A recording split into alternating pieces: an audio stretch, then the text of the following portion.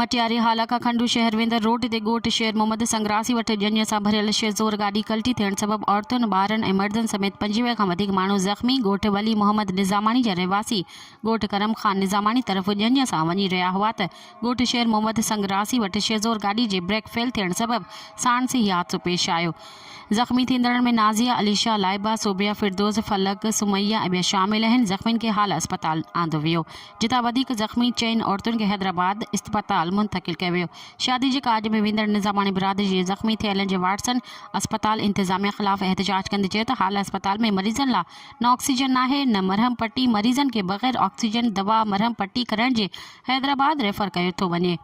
अस्पताल में मौजूदु अमलो सिर्फ़ मोबाइल फ़ोनूं हलाइण में ई मसरूफ़ हूंदो आहे। मज़ीद ख़बरनि ऐं तफ़सीलात लाइ विज़िट कयो असांजी वेबसाइट www.awamiNewsHD.com ऐं ॾिसंदा रहो अवामी न्यूज़ HD।